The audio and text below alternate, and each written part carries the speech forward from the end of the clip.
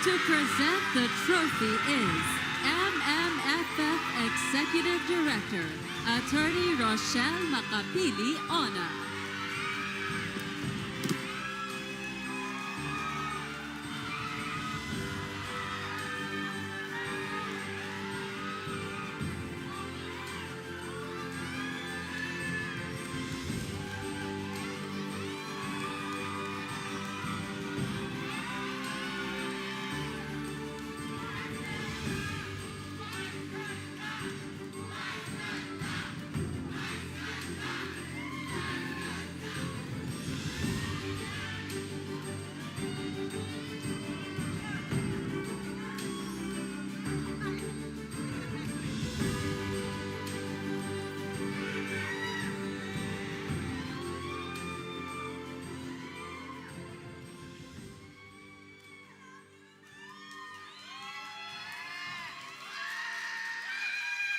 Ako nga.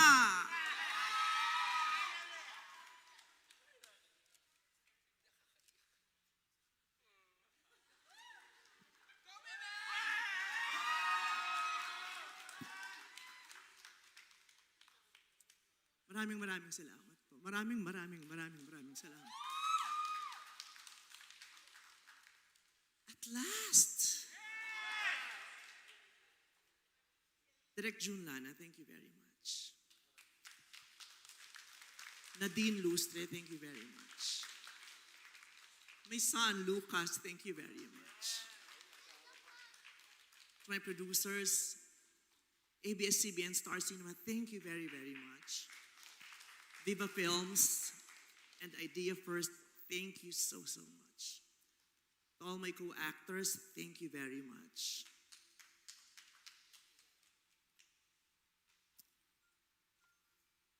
Hindi ko alam, bago ho sa akin itong pakiramdam na ito, itong karanasan na ito. Hindi ko alam. Usually alam ko magaling ako magsalita eh.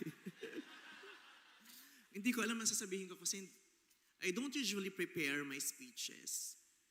Especially ngayon at sa film festival, pag nominate ako ng ganitong award, hindi ako talaga nagpe-prepare kasi hindi naman ako nag-expect. Mas ina-expect kong hindi nananalo. Mas ina-expect kong hindi nakikita. Mas ina-expect ko yung nagugustuhan pero hindi pinipili. O mas nasasanay ako dun sa napipili pero hindi maaari. But tonight, maaari na.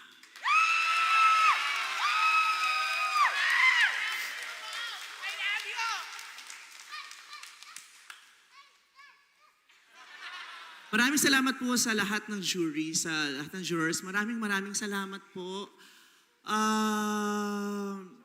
Kanina nga, nung sinasabi yung mga pangalan ng jurors, sabi ko, sabi ni Direk, bakit? Kinabahan ako, bakit?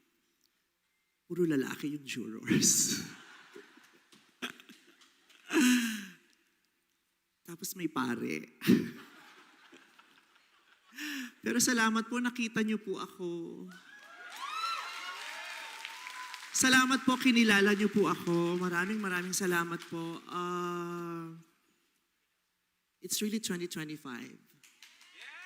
And it is really possible. And it is real. Queer people can be best actors.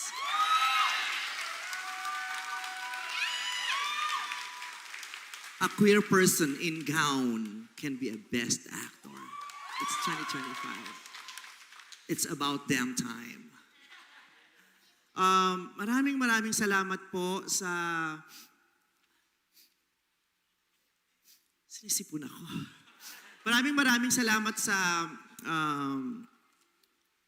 mga producers ko at sa writers ko at sa Metro Manila Film Festival for allowing us to tell a wonderful story. Maraming salamat sa aking direktor na hinayaan mo akong isabuhay ang isang karakter na realidad ng napakaraming individual lalong-lalo na bahagi ng LGBTQIA+ community. Binigyan niyo po ako ng pagkakataon sa pelikulang ito na ikwento at isiwalat ang isa sa pinakamabibigat naming takot. Hindi yung takot na maaaring wala kaming kakayahan, kundi yung takot namin na baka hindi kami payagan. Sa istoryang ito na ginampanan ko sa Call Me Mother, ginampanan ko po yung isang tao na may sapat na kakayahan, may sapat na laki ng puso at kalusugan para magmahal, pero takot na takot dahil baka hindi payagan. At maraming salamat din dahil sa pagkakataong ito. Sa pelikulang yon, nasambit ko yung linyang, kaming mga bakla, maaaring hindi kami magdalang tao, magbuntis at manganak. Pero nanay kami.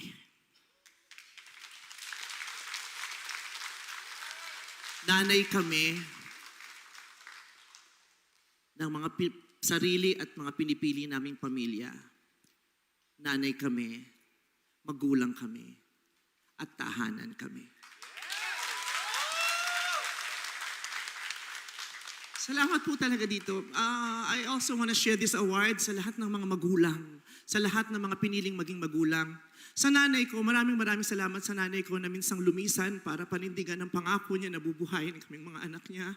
Sa nanay kong umalis para magsakripisyo, para malungkot, para mag-isa, para may kainin kami at huminga. Sa kapatid ko kay Tabug na araw-araw pinipilit ng subukang magpakaina. At sa isa ko pang kapatid, ang ate Tina ko na naging nanay ko nung umalis ang nanay ko. Sa kapatid kong si Babot na naging nanay ko rin at pinalaki ako sa takot sa pamamagitan ng tingin niya. Kaya pinipilit kong magaling para hindi ako mapagalitan niya.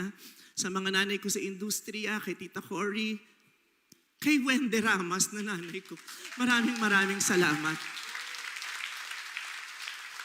Inaalay ko nitong award na to kay Ryan Bang, na kauna-unahan kong anak. At lalo't higit, pinasasalamatan ko at inaalay ko itong parangal na to to my baby, to my partner, my husband, my soulmate, my best friend, Ayon. This is also for you. Sabi nila, bakit daw damang-damo ko? Sabi ni Sir Carlo sa akin, bakit hugot na hugot ka dun sa pelikula sa Call Me Mother? Parang nanay na nanay ka talaga. Kasi damang-dama ko talaga. Kaya gusto kong mag-sorry kay Ayon dahil taon-taon, pinaplano naming magkaanak. Pero dahil sa dami ng iniisip ko at obligasyon ko at trabaho ko at napakaraming gusto ko pang gawin, taon-taon, hindi rin namin itutuloy yung plano namin. Kaya parang taong-taon namamatayan din kami ng anak. Kaya sana magkaroon pa ako ng mahaba pang buhay at sana makapagdesisyon na talaga ako para maibigay ko na yun sa pamilya namin. Kasi gusto ko na talagang maging nanay. Kasi gusto ko nang magmahal ng bata na sarili ko, na akin, na pwedeng-pwede. Dahil nanay talaga ako. Maraming salamat po. Salamat.